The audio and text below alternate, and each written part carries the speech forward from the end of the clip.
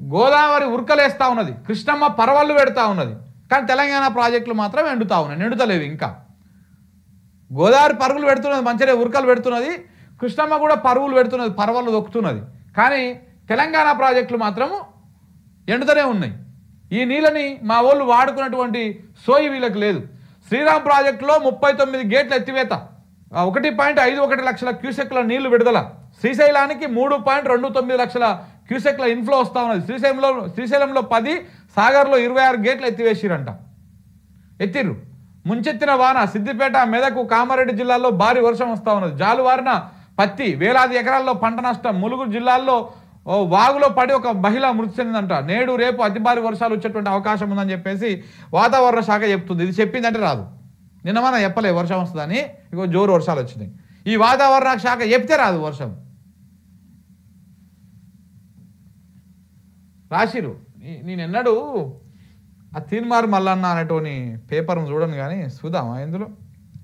వరద కాలువే వరప్రదాయిని, ఆదుకుంటున్న ఇందిరమ్మ కాలువ, ఈసారి పనికిరాని కాళేశ్వరం.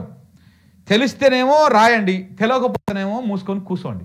అనవసరంగా ఇట్లా కాళేశ్వరం అంటే ఏంటిది అసలు ముందు వీనున్నాడు కదా తీన్మార్ మల్లన్న, నేను కూర్చోబెట్టి కాళేశ్వరం అంటే ఏంటిదో ఒక అర్ధగంట సేపు చెప్పమని చెప్పాలి.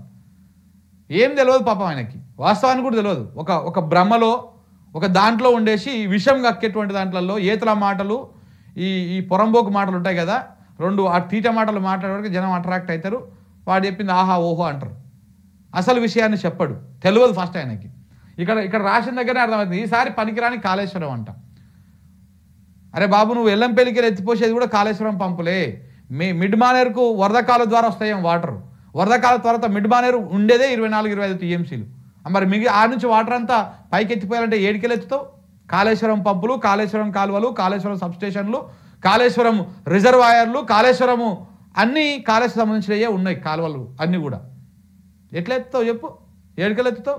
వరద కాలువనే ఆదుకుంటుంది, ఆదుకు సంతోషం, వర్షాలు పడ్డాయి, మంచిగా వస్తుంది. శ్రీరామ్ సాగర్ నుంచి మిడ్ మానేరుకు 18,500 క్యూసెక్ల వరద నీరు వస్తున్నది, సంతోషం. దగ్గర టీఎంసీన్నర వాటర్ వస్తూ ఉన్నది. రాని వచ్చినాక ఆ మిడ్ మానేరు నుంచి ఎత్తిపోసేది ఏంటిది అది చెప్పాలి కదా. ఎల్లంపల్లి నుంచి మరో 3,000 క్యూసెక్కుల లిఫ్టు, ఎల్లంపల్లి నుంచి మరో 3,000 క్యూసెక్కుల లిఫ్టా? మరి ఈ లిఫ్ట్ ఏడికెళ్ళి వచ్చింది తాత? ఏడికెళ్ళి వచ్చింది ఈ లిఫ్టు? నందిమేడారంలో పోసేటువంటి పంపులను పెట్టింది దేంట్లో భాగంగా పెట్టిర్రు? కాళేశ్వరంలో భాగంగానే పెట్టిర్రు. కాళేశ్వరం పనికిరాదని ఎట రాస్తావు పైన? ఎట చెప్తారు? నిజంగా చూడండి, ఈ బోకర్ పత్రికలు రాసుడు, వీటిని మోతవారులందరూ పేపరు ఆ లైన్ చదివితే తప్ప అక్షర జ్ఞానం తెలియని, సబ్జెక్ట్ తెలియనటువంటి వాళ్ళందరూ వచ్చి అనాలిసిస్ చేసుడు. ఈ లైన్ చదివితే తప్ప వాడికి జ్ఞానం ఉండదు ఈ సబ్జెక్టు మీద. ప్రతి లైన్ చదివి చెప్పాలి. ఆ పేపర్లో చదవకపోతే కూర్చోబెట్టి అనర్గళంగా ఒక అర్ధగంట సేపు డిస్కస్ చేస్తే దాని మీద ఏం తెలియదు, కానీ వచ్చి మాట్లాడేసాడు. చూడండి ఎంత అబద్ధాలు. అనంతసాగర్కు నీటి ఎత్తిపోతల అయిపోయా. ఈ ఎత్తిపోతలు ఎక్కడికి వెళ్ళి ప్రారంభం అవుతుంది? అనంతసాగర్కైనా రంగనాయకైనా వచ్చేటువంటి పంపులు అల్లకి నీళ్ళు రావాలంటే ఏం చేయాలి? పంపులు ఎత్తాలి. ఆ నీళ్ళు ఎక్కడికి వెళ్ళి ఎత్తారు? అవి ఎట్లా ఎత్తుతారు పంపులు? కాళేశ్వరం పంపులే అవి. ఆ ఎత్తిన వాటర్ పోయేటువంటి కాలువలు కాళేశ్వరం కాలువలే అవి. దానికి వచ్చేటువంటి కరెంటు, దానికి ఏర్పాటు చేసేటువంటి ప్రతి పంపు దగ్గర సబ్స్టేషన్లు ఉంటాయి. ఆ సబ్స్టేషన్లు అన్నీ కాళేశ్వరం సబ్స్టేషన్లే. కాళేశ్వరం అంటే మేడిగడ్డ అన్నారా సుందిల్లా, ఆ మేడిగడ్డలో 2 పియర్స్ కుంగిపోగా దాన్ని మొత్తం బూచిగా చూపించేసి ఇగో ఇలాంటి లత్కోర్ పేపర్లు, ఇలాంటి బ్యాచ్ అంతా కలిసి మొత్తం విష ప్రచారాలు చేసి తెలంగాణని ఆగం చేసిరు. ఇంకా కూడా వీళ్ళకి సరిపోతలేదు, ఇంత ఆగం చేసిరు. ఇలా ఇప్పటికి ఇంత ఇబ్బంది పడుతున్న తెలంగాణ సమాజం, రైతాంగం ఇంకా సిగ్గు లేకుండా అబద్ధాలు రాసుడు. తెలంగాణ సమాజం ఎప్పటికీ క్షమించదు మిమ్మల్ని. ఇలా మీకు ఎందుకు మరి ఇంత పైశాచికానందము? ఈ పేపరు ఈ చింతపండు నవీను చంద్రబాబు నాయుడుకి దగ్గర పోయి తెచ్చుకొని తెలంగాణ రాష్ట్రాన్ని ఆగం చేయడం కోసం గత 5 సంవత్సరాలు కంకణం కట్టుకొని రోజు పుండాకోరు ముచ్చట్లు చెప్పేటోడు. తెలంగాణ సమాజం కూడా మనం ఎడ్డి గొర్రెలం కదా, ఎట్లా ఎవడు ఏం చెప్తే దానికి తలకాయలు ఊపుతూ ఉంటాం. కాబట్టి వాడు చెప్పేటివన్నీ నమ్మేటిది. ఇంకో రేపు లేదా ఎల్లుండి అనంతసాగర్కు నీళ్ళు ఎత్తిపోస్తూ ఉంటారు. ఎత్తిపోయడానికి ఏ పంపులు ఉన్నాయాడ? ఆ పంపులు పెట్టింది ఏ ప్రాజెక్టులో భాగంగా? కాళేశ్వరంలో భాగంగానే. అక్కడి నుంచి రంగనాయక సాగర్కు, అక్కడి నుంచి మల్లన్న సాగర్కు, అక్కడి నుంచి కొండపోచమ్మ రిజర్వాయర్కు పంపింగ్. ఇవన్నీ కాళేశ్వరమే తమ్మి. ఇదంతా కాళేశ్వరమే. కాళేశ్వరం బంద్ పెట్టడం వల్ల ఇదంతా అవుతుంది కాదు. నేను ఇంతకుముందు కూడా చెప్పిన కాళేశ్వరాన్ని 3 రకాలుగా యూజ్ చేస్తాం వాటర్ ఎత్తి పోసుకోవడానికి. ఒకటి, వర్షాలు బాగా వచ్చినప్పుడు ఎస్ఆర్ఎస్పి నుంచి వరద కాలువ ద్వారా మిడ్మానేరు నింపుకొని అక్కడ నుంచి కాళేశ్వరం పంపులు కాలువలు అన్నిట్లని వాడుకొని రిజర్వాయర్లు నింపేసుకోవడం. రెండవది, వర్షాలు మోతాదుగా పడ్డప్పుడు పెద్దగా పడినప్పుడు ఎస్ఆర్ఎస్పి నుంచి వచ్చేటువంటి కొన్ని నీళ్ళని, ఎల్లంపల్లి నుంచి వచ్చే కొన్ని నీళ్లను అన్నిట్లని వాడుకొని ఎల్లంపల్లి నుంచి వాటర్ ఎత్తుకొని నందిమేడారము మన లక్ష్మీపూర్ పంపులు ఇవన్నీ, గాయత్రి పంపులు ఇవన్నీ కూడా ఆన్ చేసుకొని మిడ్ మానేరు నింపుకొని లోయర్ మానేరు నింపుకొని మిడ్ మానేరు పై ఉన్నటువంటి ఈ అనంతసాగర్ కానీ, కొండపోచమ్మ కానీ, మల్లన్న సాగర్ కానీ ఇవన్నీ నింపుకొని తెలంగాణని బతికించుకోవడం, తెలంగాణ రైతాంగాన్ని. ఇవన్నీ దాంట్లో భాగమే. మొత్తానికి మనకు వర్షాలు పడనప్పుడు, చాలాసార్లు వర్షాలు పడకుండా వర్షాకాలంలో కూడా గోదావరి నది ఎండిపోయినటువంటి సందర్భాలు బొచ్చడి సార్లు ఉన్నాయి. మొత్తానికే వర్షాలు పడనప్పుడు మనకు ప్రాణంగా ఎప్పుడు ప్రాణంగా ఉండేటువంటి నది ప్రాణహిత. ఆ ప్రాణహిత నది నుంచి రెగ్యులర్గా ఎండాకాలం అనకుండా వానాకాలం అనకుండా ఎప్పుడు వాటర్ వస్తూనే ఉంటాయి. కాబట్టి ఆ వాటర్ని వాడుకొని ఈ 3 బ్యారేజ్లను 3 పంప్ సెట్లను వాడుకొని ఎల్లంపల్లి దాకా తీసుకొచ్చి ఎల్లంపల్లి నుంచి మళ్ళా మిడ్ మానేరు నింపుకొని పోవడము.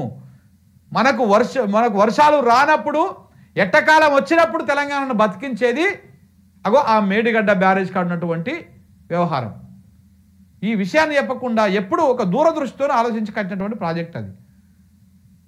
తెలివి ఉండి మాట్లాడితే అర్థం చేసుకుంటే అర్థమవుతుంది, అర్థం చేసుకోకపోతే ఈ రకంగా అది అయిపోతుంది. ఇంకా మరో 4-5 రోజుల్లో మిడ్ మానేరు నుంచి లోయర్ మానేరుకు నీటి విడుదల. పగుళ్ళు బీటలతో ఈసారి ఎత్తిపోతలకు పనికిరాని మేడిగడ్డ అన్నారా సుందిల్లా. ఇది ఇలా తెలివి, ఇలా కథ. ఇక ఏమంటారు చెప్పండి. ఇక ఇట్లా ఇవి రాస్తే ఈ పేపర్ని పట్టుకొని ఇక సోకాల్డ్ జర్నలిస్టులు వీళ్ళందరూ కూడా అనాలిసిస్ చేసుడు చెప్పుడు కథ. కొంచెం వాస్తవాలు తెలవండి. లేకపోతే మీకు అర్థం కాకపోతే కోదండరావునో ఇళ్ళనో కాదు, కొంత ఇంజనీరింగ్ ఎక్స్పర్ట్స్ని అడగండి.